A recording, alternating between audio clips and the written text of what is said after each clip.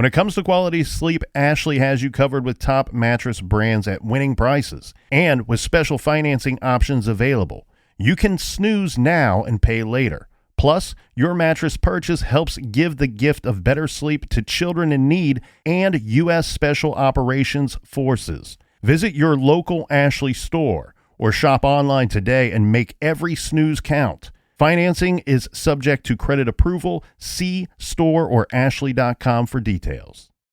Whether you're making the same breakfast that you have every day or baking a cake for an extra special day, eggs are a staple in our diets.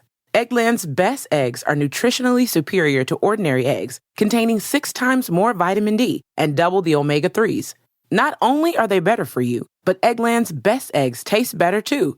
There's a reason that they're America's #1 eggs. Visit egglandsbest.com for additional information and delicious recipes.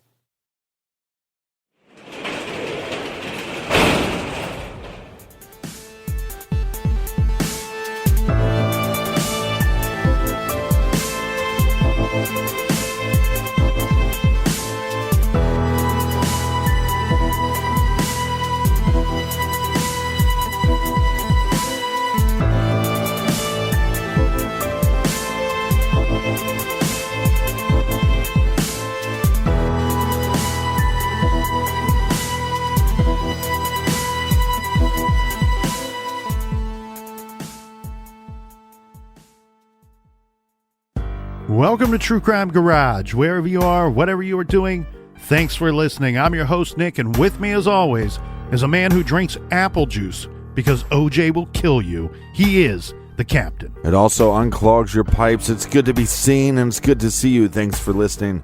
Thanks for telling a friend.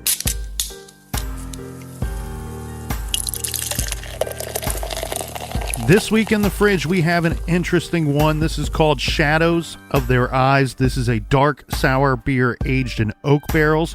This gem is by the Rare Barrel Microbrewery. And for those of you scoring at home, this is batch number 18, garage grade, 4 out of 5 bottle caps. And today we are giving thanks to these gems right here. First up, a big barrel cheers to Sarah in Vad Nast Heights, Minnesota. And a big shout out to Stephanie in Berlin, Germany. Next up, we have Marty in Pflugerville, Texas. Old Pflugerville, Snoogerville.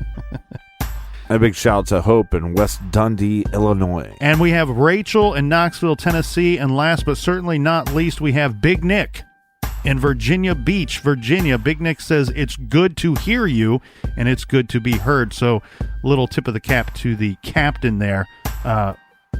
Word to the wise, though. I'm known as Big Nick in the garage here, so we'll limit it to just one, right? All right. If you'd like to donate to the Beer Fund, we want to thank everybody for donating to the Beer Fund. We are currently behind, but if you'd like to donate, go to truecrimegarage.com and click on the donate banner.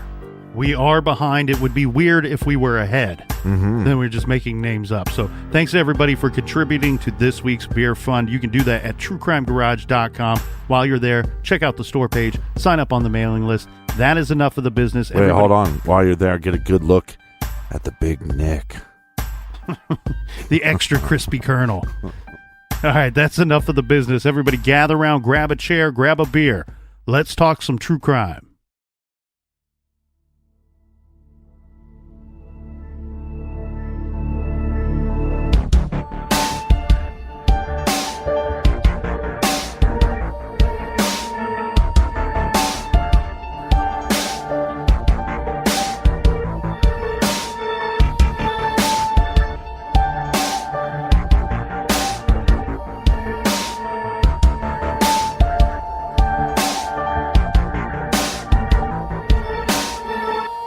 About 3 weeks before Ebby disappeared, her behavior changed drastically. She would tell us she was going someplace or with someone, and we would find out that's not where she was. Ebby was provoking arguments and wanted to move out. She left and eventually ended up with my son, Trevor. A couple days before Ebby was reported missing, she went to a party. Ebby texted me on Saturday, October 24th, that she needed to speak to me about something important. She indicated that an individual at this house had sexually assaulted her and videotaped it.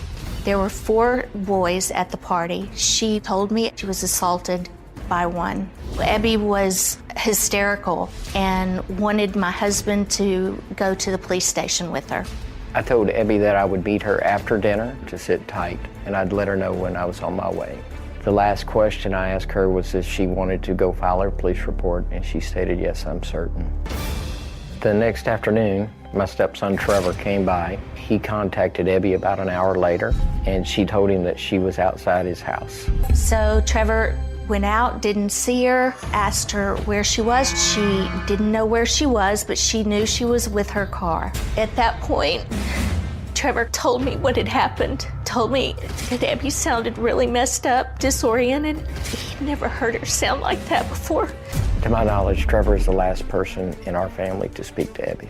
I would like the 4 individuals that were at that party that evening with my daughter to come forward and give a formal interview with the Little Rock Police Department to either help them move forward in the investigation, clear their name, or help determine what happened to Ebby.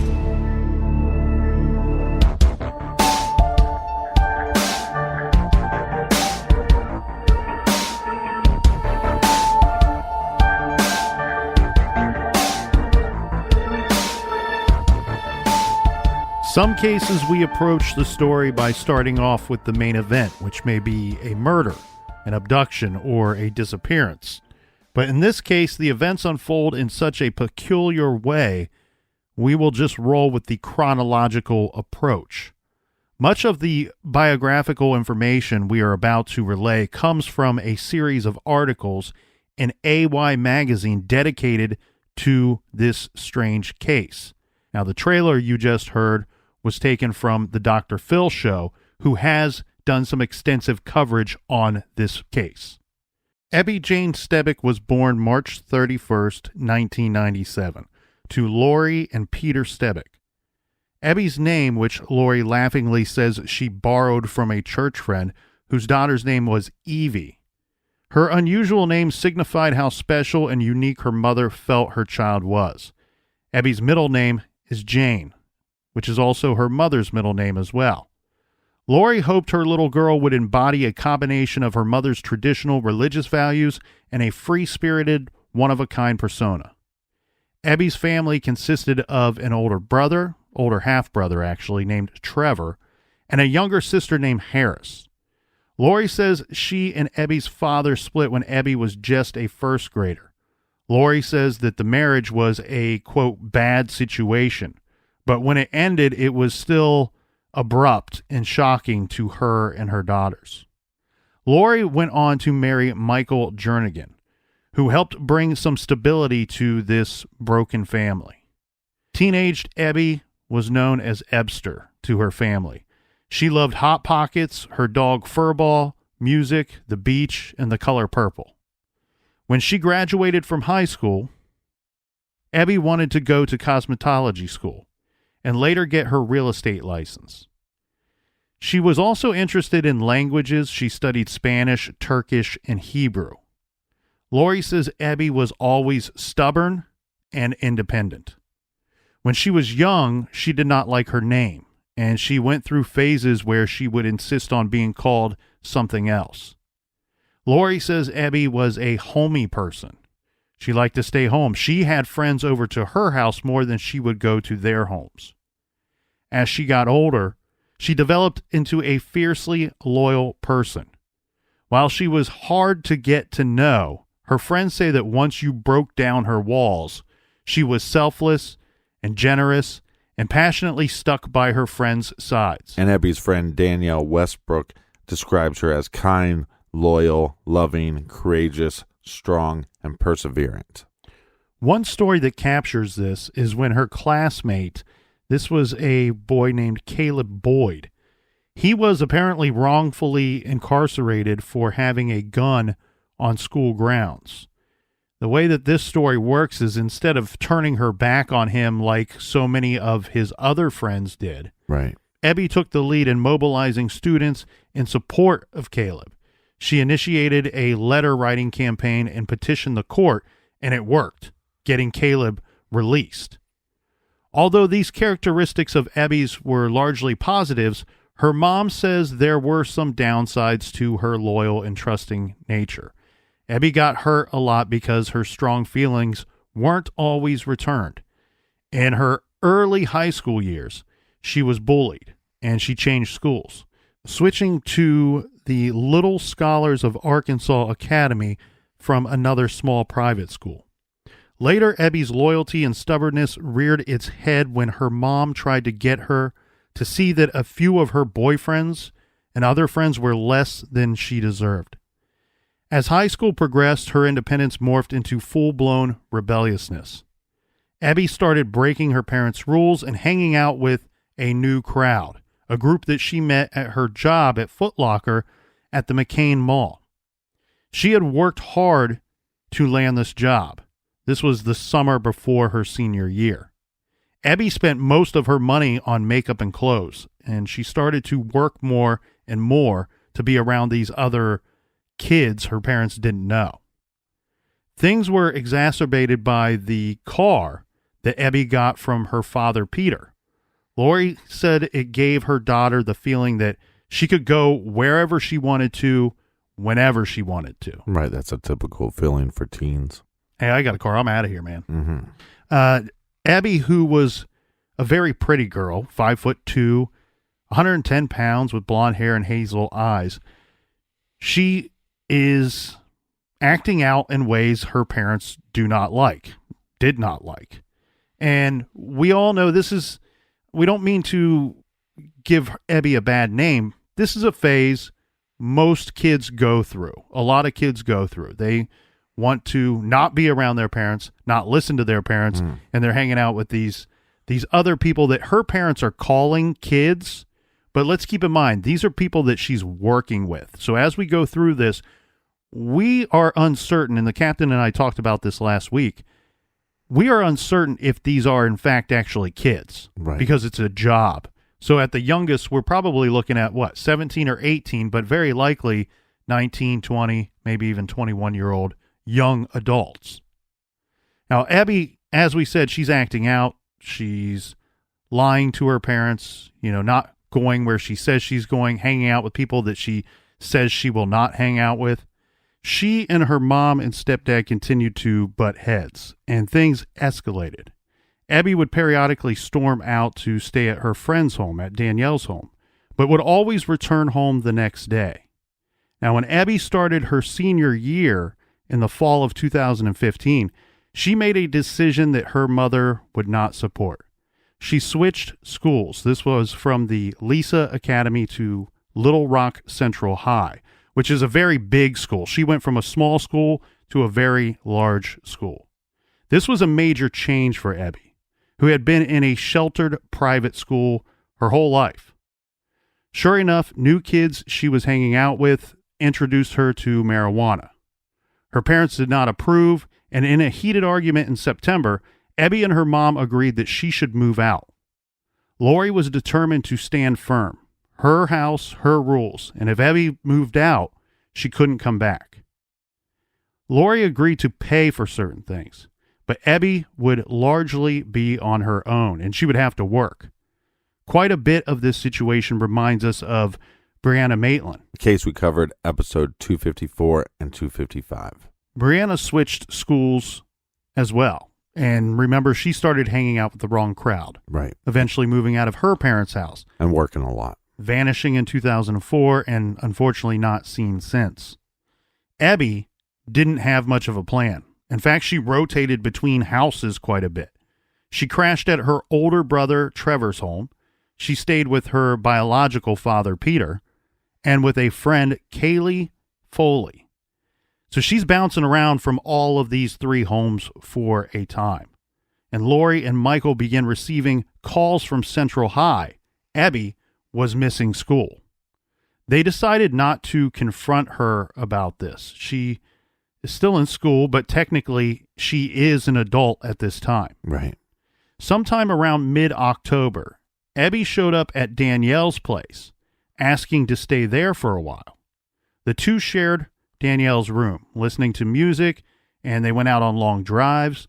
But since they went to different schools, Danielle was never really sure what Ebby was doing if she was not at the home. Yeah, it seems like she had to do a lot of work to figure out where she was going to stay. So it'd be a lot more work on top of that to figure out how you're going to get from this random spot that you're staying at to school. On the morning of Wednesday, October 21st, Ebby was supposed to drive Danielle to school on her way to school after Danielle's doctor's appointment. Danielle texted Ebby that her appointment was running late, telling Ebby to go on without her. Ebby texts back, saying, "No, it's not a big deal at all, I swear. I didn't want to go to school today anyway because of all that drama." Danielle does not know what drama Ebby was referring to. Ebby never ended up going to school that day. It's unclear how many days she missed, but she and Danielle went to services at the Assembly of God Church in Little Rock that evening. Thursday and Friday, I don't know if Ebby went to school. I could not find anything that stated that she did, so we can only guess that what the drama was and if she was still avoiding school because of it. But on Friday night, October 23rd, we do know that Ebby went to a party. Danielle did not go with her because she did not know the other people attending this party. Right. We don't know if these were kids from Central High School or people that Ebby was working with at Foot Locker or others, but it was some group that she was hanging out with at this time. This will be easy to understand why we don't know who this is in just a quick bit. On Saturday, October 24th, Ebby told Danielle that her brother Trevor was worried because she hadn't been to his place all week long, so she needed to go over there and see him. The friends agreed to see each other on Sunday at the church ice cream social. So Ebby went to her brother Trevor's place, and then she went to her grandparents' house. This is Peggy and Bill Holman. Ebby was close with them and loved staying at their house. Ebby spent the day sleeping and watching her favorite show, SpongeBob. She had dinner with her grandparents, and they went out for TCBY around 7 p.m. And around 8 p.m., she's going to be leaving her grandparents, telling them that she's going to go hang out with her stepfather. She tells her grandparents that she does plan to return to their home for that night and asking them not to lock the doors. The Holmans never saw her again, and when they tried calling her later that evening before going to bed, there was no answer. It turns out that same night around 7:50 p.m., Ebby had begun texting her stepfather that she wanted him to bring her to the police station so she could report an incident that happened at the party the night before. She told him that she was the victim of a sexual assault, and 4 males were involved. One guy had sexually assaulted her, and he also videotaped the whole event. It's unclear what the role of the other 3 boys was, but it was implied that they were also complicit somehow. Ebby's story is backed up by some text that she sent on the morning of Saturday, October 24th. This is to a friend named Gage Fulton. Here's the conversation that Gage later had with Monty Vickers, a private investigator on the case, describing the text between him and Ebby. He says, Ebby says, "I was hanging out with some dudes last night and we smoked and I had sex with one of them and he effing recorded me." Mm-hmm. She says this was when she wasn't looking. Vickers asked Gage, "Did she tell you that she was raped?" To which Gage replies, says, "She said she felt forced into it. Her last text message to me is saying, 'I am going to kill myself.'" Well, it seems like they were drinking at this party. Possibly these guys are older. We don't know.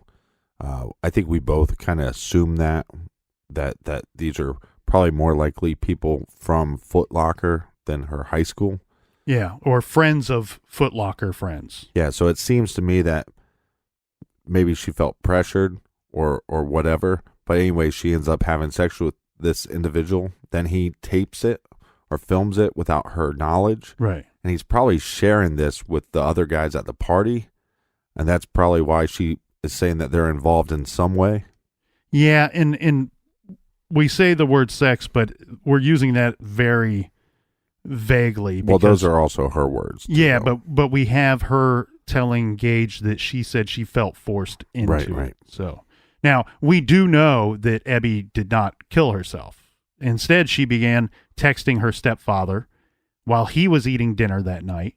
Ebby requested that Michael not tell her mother. She had already called the police, but didn't feel that she had received any good advice on what to do. Right. So Ebby felt it would be better if she went to the police station in person, and she wanted her stepfather to go with her. The two agreed to meet around 8 p.m. at the Holmans and head down to the station together. But we do know that Ebby left the Holmans house before Michael arrived, and the grandparents told Michael that they were under the impression that she had gone to meet him. She was never seen again. Now, Michael fears that she may have decided to try to confront one of the boys or all of the boys at the party about this incident by herself. Right.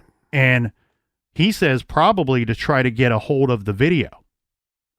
According to Lori, Ebby's cell phone records indicate that Ebby made 2 calls to the Little Rock Police Department that night around 7:30 p.m., and each only lasted about a minute. But the Little Rock Police Department has said they have no record of those calls. Okay. Right. Right. So but Ebby's mom does, so we know that they happened, right? Ebby's phone records also show that she continued to open and read text messages until the night of Sunday, October 25th. Unfortunately... Wait. Say that again.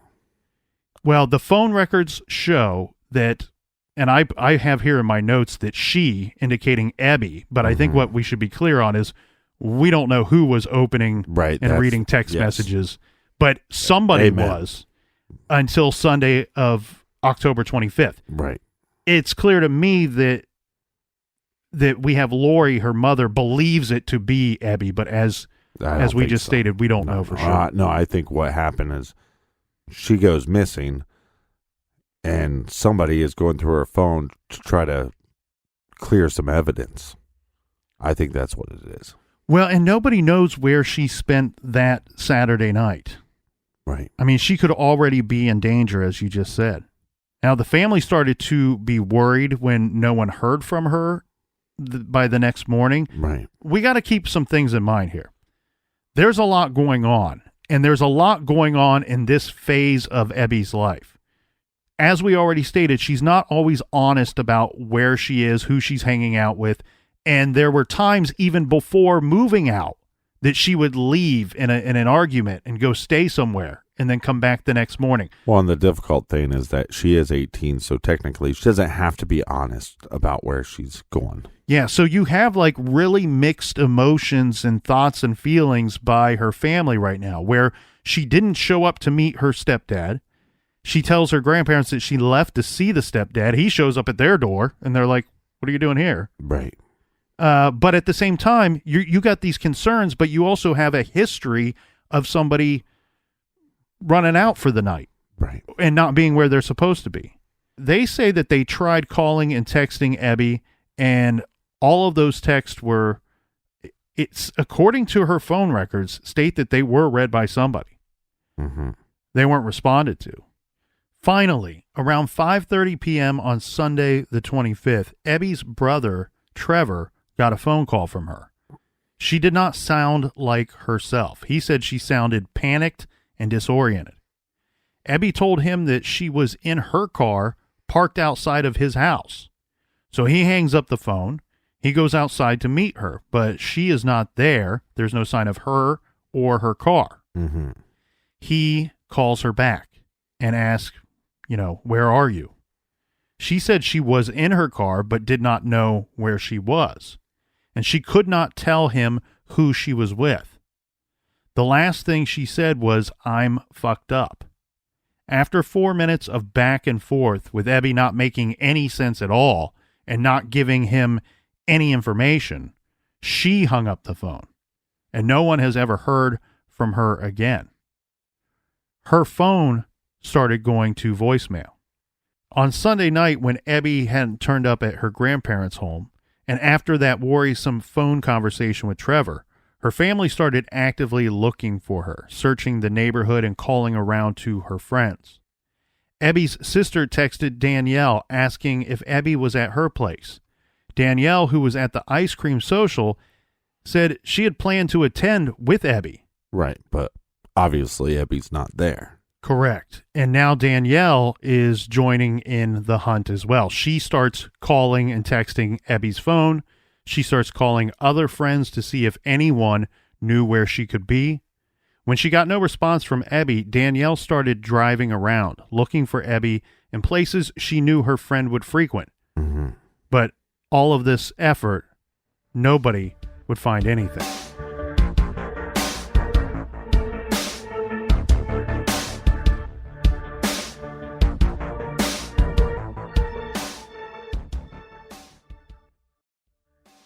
This show is sponsored by BetterHelp. Do you look forward to the holidays? Maybe you struggle with seasonal blues.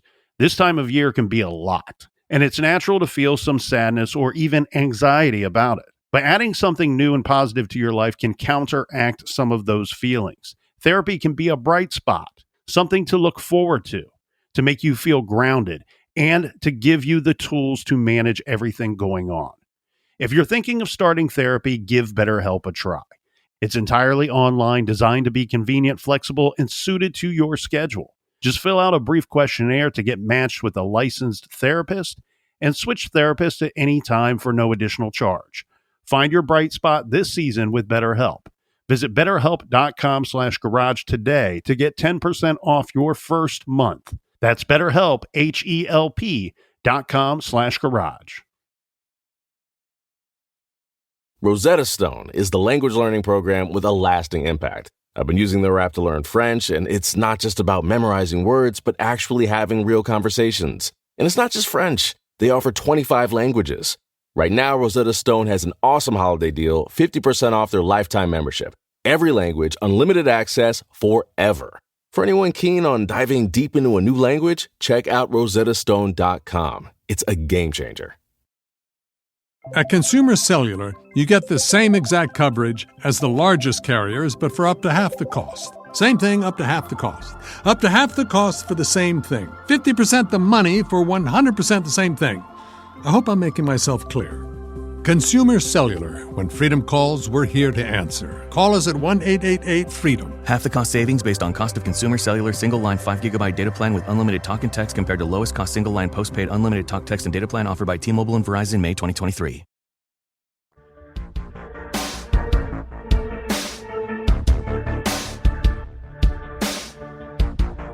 All right, we're back. Cheers, mates. We are back. After that strange phone call, Ebby's brother called the police to report her missing. But he received the typical runaround that we've seen in so many other cases. It almost seems just in a terrible way. It almost seems funny to even say it because we've repeated it so many times throughout these different cases. Now, this one is a little different. This response is a little different than we've heard in the past, and maybe it's some form of progress. I don't know, Captain. You be the decider there, but he's told that they need to wait 12 hours before filing a report. Nope. There's nothing. It's a little bit of a shorter time period. Most of the time we hear less of a piece 24. Of shit. Yeah. We've heard 36 hours. Here they want 12. So Lori, her mother, says the second that the clock hit the 12-hour mark, she called the police. She called back to the Little Rock Police Department. Right. A police officer came to the house on Monday to speak with the family and fill out a missing persons report. But the Little Rock Police Department did not seem too interested in the missing persons case. They seemed to give Lori's concern about her daughter very little weight and took a perfunctory report without much follow-up at all. Yeah, now, in the cops' defense, I really want to know how many times do they get calls where they're getting call backs within minutes. Hey, we can't find my son, can't find my daughter. And then 5 minutes later, they're going, oh, sorry, we found him. Well, we do know that is the case most of the time. Mm-hmm. And the other thing too, look, we'll go down this road because you started us down the road. In this particular situation, I can kind of see it from that perspective of, oh, we just have some people that are overreacting and they want to file a report, but yet the person that they're trying to report missing, they've already told me she's hanging out with the wrong crowd. She leaves and doesn't come home some nights. She's an adult. She's an adult. She's living elsewhere, and we don't really know where she's living. So Go ahead. Yeah. The thing that always drives me nuts, though, is when they go, well, they're an adult and they have the right to go missing. And I would just say that look, I understand people have the right to go missing, but the person that is, the person that has the right to go missing that normally goes missing, there probably is some conflict with the family, so the family is not going to be calling for a while. Right. You know what I mean? But when a family is calling going, hey, we can't find our son or daughter, and the cops go, well, they're adult, they have the right. Yeah, we know that they have the right, but this is out of character. And I think the cops need to take that more serious. It's out of character, and then here's the other thing, too, that yes, and I'm going to be my own devil's advocate here, where I say that I understand this from the cops' perspective, where they're saying, here's this 18-year-old who doesn't come home some nights, lives elsewhere, couch surfing, basically. Right. But then here's the other thing you got to consider. That's all been going on for a while, and they've never called the police before. Right. So very likely this is very different than any of those other times, and maybe they are not overreacting at all. Maybe they are reacting appropriately, and we need to step in and get involved in this thing. Well, again, this is also in a day and age where we're very connected. Mm-hmm. So if you're not getting a hold of somebody, it becomes spooky pretty quickly. Now, to put it in its shortest form possible, the Jernigans did not feel that the police were treating their missing daughter's case with an appropriate sense of urgency. On October 30th, the Little Rock Police Department, this is Lieutenant Steve McCallahan, he's the media spokesperson for the police department. He told the media that there was no immediate danger in Ebby's case, and she was likely missing because she wanted to be. Then, Little Rock's Channel 7 News reported that police found surveillance footage showing Ebby's car traveling on Cantrell Road in West Little Rock, sometime shortly after she went missing. While this report aired at the end of the week when Ebby disappeared, there was no indication of when the footage of the car had been taken. Right. So it's on TV, but we don't know exactly when that footage was taken. It turned out it was most likely sometime that weekend, the crucial time period in which Ebby did vanish. Shalamont Park is a neighborhood park. There's a pool there and a playground. It's maintained and operated by the large Chanel Valley Homeowners Association. A sign at the entrance of the park reads, "Private for residents only." It is in a very upscale area of West Little Rock, near Joe Robinson High School, another large high school in the city, on Route 10. In order to get to the private neighborhood park, drivers have to take one of two access roads. One of these is Shalamont Drive, which becomes Northfield Drive and takes drivers out to Chanel Parkway by the Walmart Supercenter. The other way takes drivers on Shalamont Drive to Cantrell Road, which is Route 10. A security guard named Guy Hooper, who was employed by the neighborhood association to patrol the park, he called the Little Rock Police Department on the night of October 28th. He was calling to report an abandoned vehicle parked in the parking lot of the park. Police took a report, but didn't make it over to the park until October 30th, 2 days later. Wow. So I want you to keep in mind how this whole thing went down. This man, Guy Hooper, he's a security officer. He calls in this abandoned vehicle, and then he waits for police for a couple of hours. And they don't show up. They don't respond the entire time, to which he's like, all right, I'll be back again tomorrow to patrol again. Right. I believe he actually called the following day as well, and then again waited another hour or two. But as said, it was 2 days later before anyone showed up to take a look at this vehicle. Well, and just to go back to the whole, we don't believe that she's in danger. We think that she went missing on her own. Like, we have a couple points of evidence to make them believe not that. One, she's basically saying that there was a sexual assault that happened to me and I want to report it. I called your police station multiple times. I'm making arrangements to go down there, so we should take that serious. And then the remarks that she made to her friend saying, well, I'll kill myself. Now, maybe that is just, it was just a figure of speech and it wasn't something that she was actually going to do. But just that in itself means that she's possibly in danger of harming herself. Mm-hmm. And so we should take this more serious. It seems just like a load of horse shit. Well, once they finally went down there to investigate this abandoned vehicle, what they found was Ebby's silver 2003 Volkswagen Passat, Arkansas plate 137 UFM, parked in the parking lot. And it had been there since the night of October 25th. This is according to the security officer. Okay, so the 25th, that's the Sunday? That's the same night that she spoke with Trevor on the phone. Yes, that Sunday. Okay. The car keys were still in the ignition. The vehicle was out of gas and the battery was dead. Even more disturbing were the contents of the vehicle, which included her contact lenses, her wallet, and her cell phone, all of which were sitting on the front seat.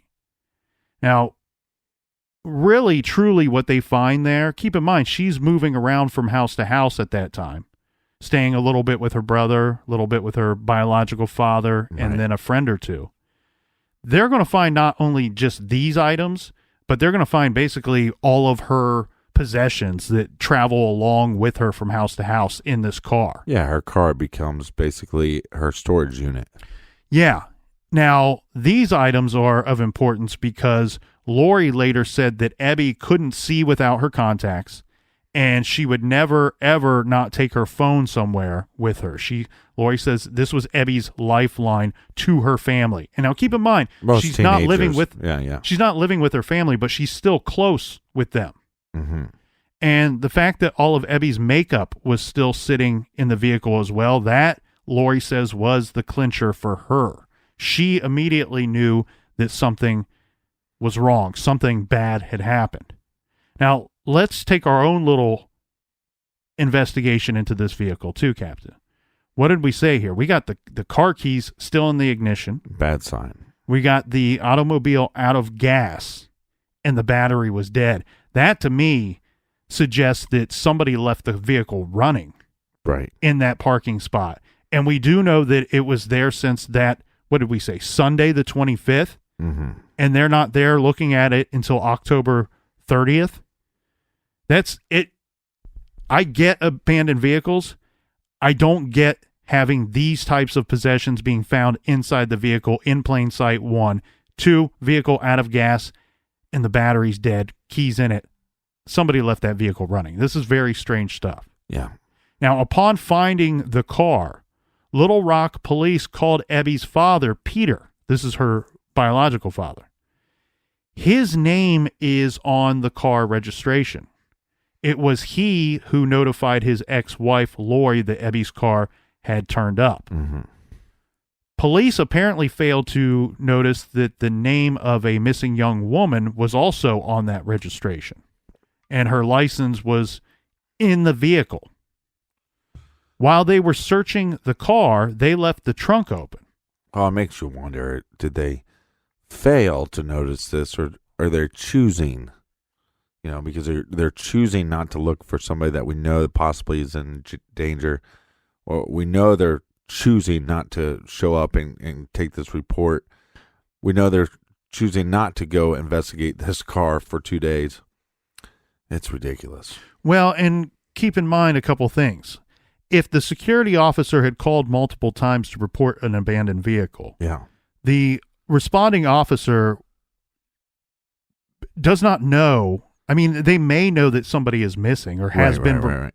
but very likely not, because like we said, the missing persons report is filed. It's probably handed off to a detective by then, and if they are not showing an actual concern for this missing individual, the responding officer to this abandoned vehicle can't put two and two together, right? Because he doesn't have enough information to do so. Mm-hmm. So it's not until he calls the father that's on the registration. Father calls mom, hey, they found her vehicle. It's going to take Ebby's family to bring it back around to police and say, look, our daughter is missing, and now you've found her vehicle. Yeah, with all her stuff in it. Right. I mean, look, we all know that teenagers are connected to their phones. That to me is a huge red flag. And again, like you said, the battery being dead, no gas, and the keys in the ignition. Mm-hmm. While they were searching the car, the officers left the trunk open, and a rainstorm soaked many of Ebby's belongings. Channel 7 News reported that there appeared to be no sign of a struggle inside or outside of the vehicle, and it was found abandoned. Since Ebby's disappearance, her mother has worked nonstop to keep her daughter's case in the public eye and in the active case files on detectives' desk. But it hasn't been easy. In fact, at times it has been almost impossible. This is because the people who were supposed to help her and help her family, who made a pledge to protect and serve, they failed on this investigation for months. The Jernigan family says that Ebby's car was the subject of phone calls to the Little Rock Police Department, not only from Guy Hooper, but several neighbors in the area who called about the car that week, well before police officers finally acted on the tip. If the department had not ignored these calls, the trail would have been a lot fresher. And even after they finally pieced together that the car and the missing young woman were connected, the police department dropped the ball. The family got the runaround as to who was in charge of this investigation. Police never contacted people that were suspected of being at the party. Danielle or any of Ebby's other friends were not contacted. The security guard who found the vehicle was not contacted. Yeah. It took them weeks to getting around to pinging Ebby's phone to see where it had been.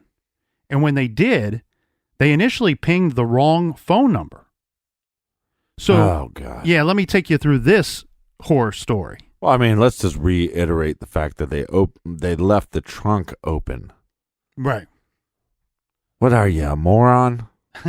I mean, come on. It's like, and what's the number one thing that we've seen time and time again? One of the worst things for evidence is water. Yeah. And you just leave the trunk open. Right. This is a crime scene, or possibly a crime scene. Mm-hmm. And you don't know either way, so you should protect it.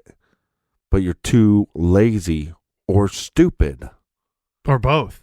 Or both. I guess there's another option. Nobody's ever wearing a shirt that says "I'm lazy and stupid." We're gonna make a shirt like that. Stupid. For those of you who are proud of yourself. Leave that trunk open.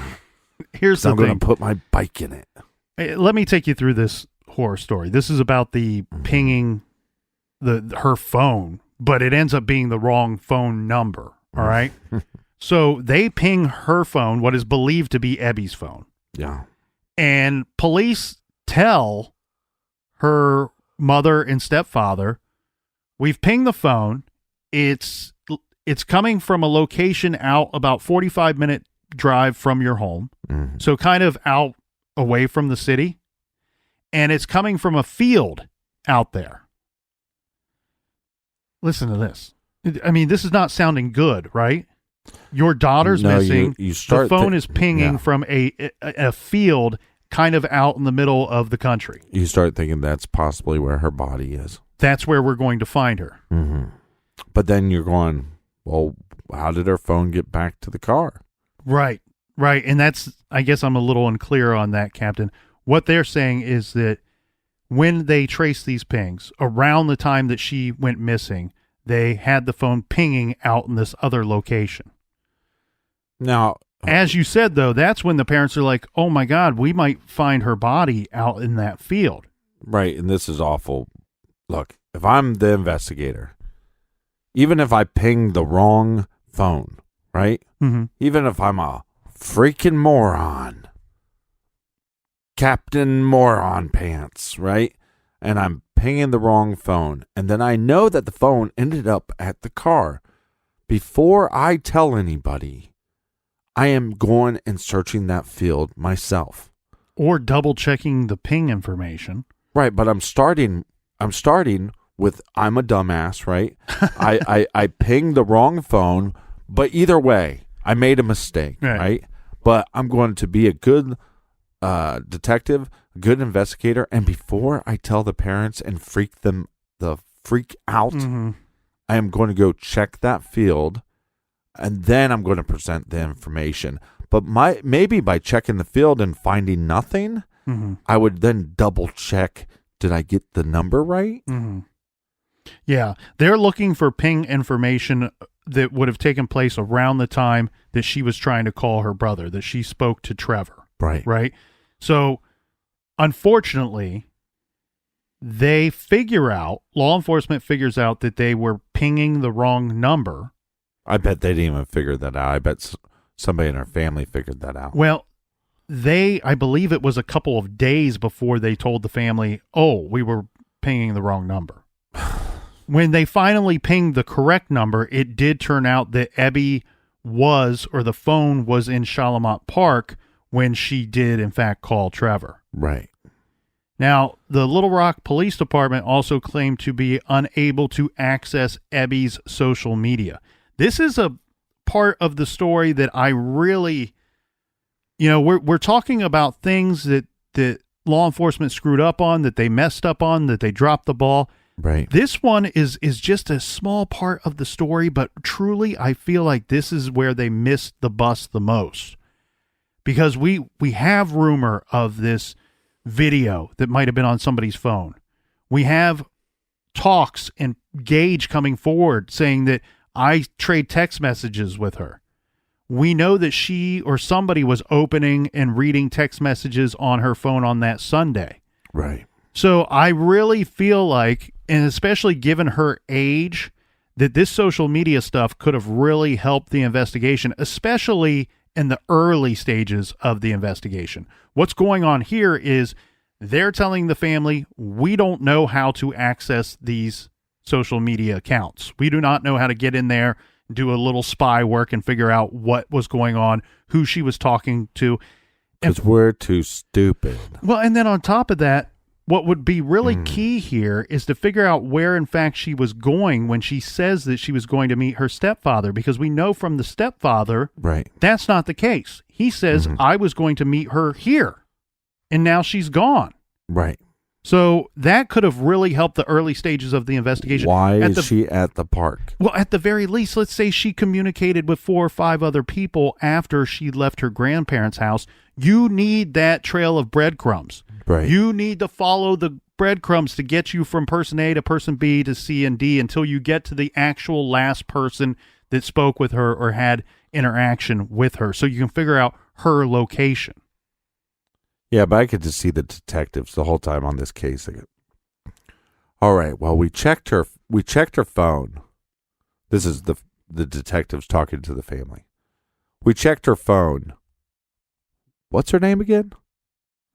You know what I mean? That's kind of the work they're doing. Yeah. We saw her car. What's her name again? Have you heard from her?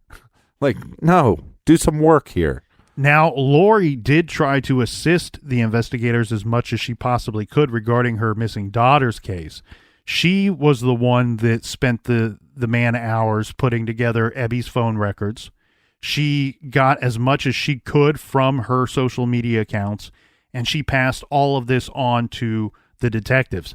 And unfortunately, she says at one point in this investigation, when she is in there answering questions and talking with detectives, she's saying the detective seemed proud to tell her, we've collected all this information. We have tons of evidence. We have all this information regarding your missing daughter.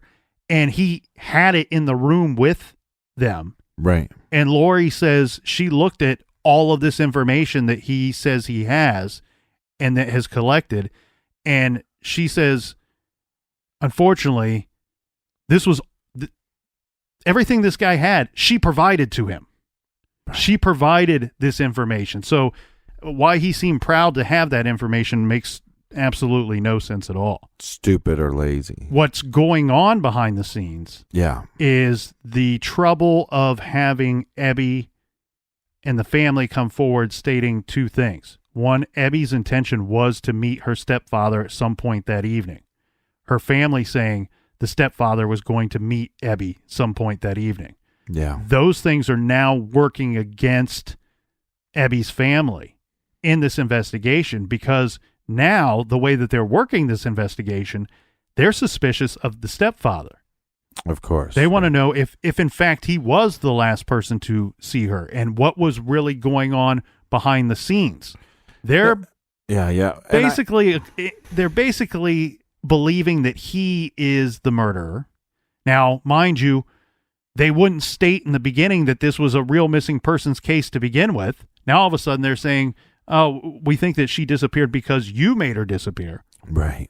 And this, whatever this theory is, or how they ever came up with this theory, other than knowing that he might have been the last person that she intended to meet with, they're now using this as a theory. And what they're claiming when they speak with the family is, you're lying to us.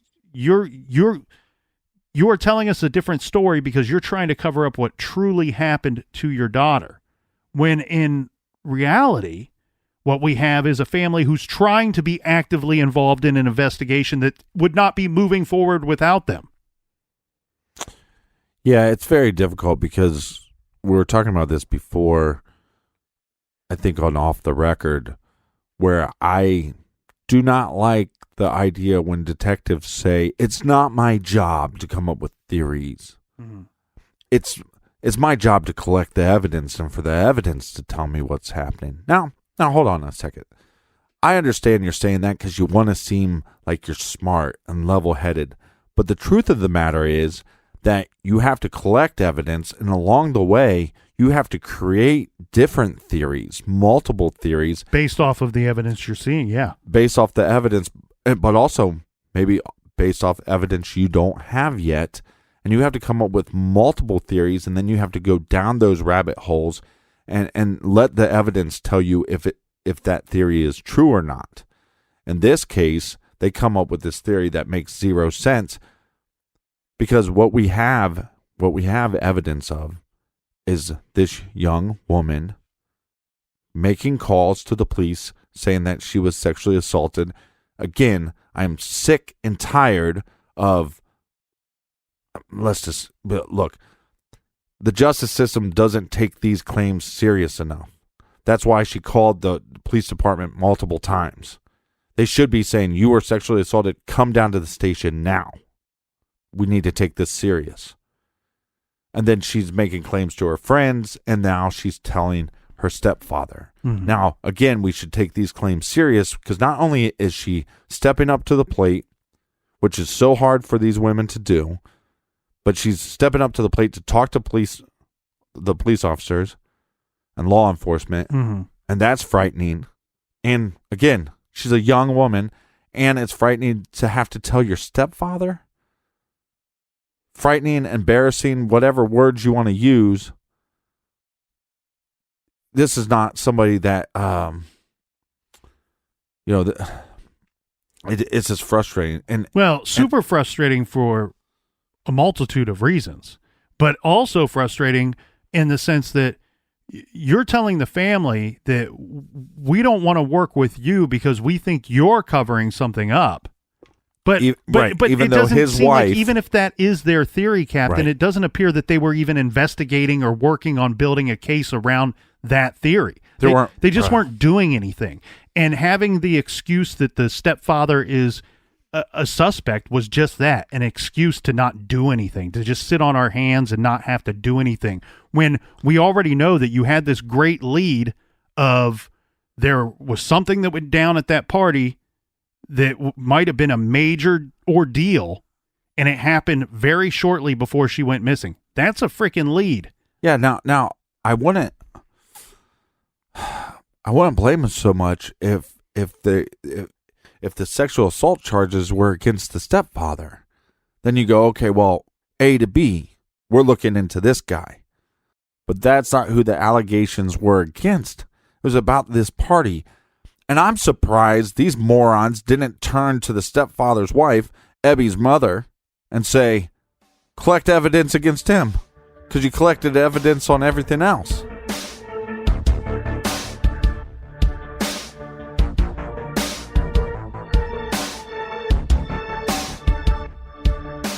All right, I'm looking at my phone, I'm looking at my device, and on both I have the very awesome Stitcher app.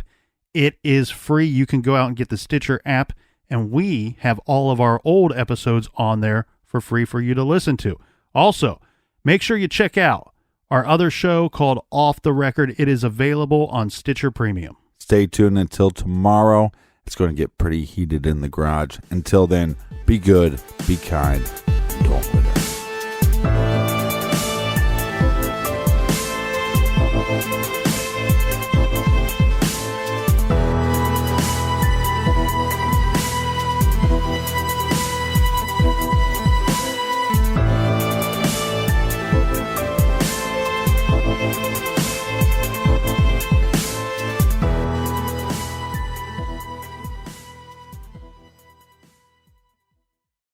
You can live out your MasterChef dreams when you find a professional on Angie to tackle your dream kitchen remodel. Connect with skilled professionals to get all your home projects done well. Visit Angie.com. You can do this when you Angie that.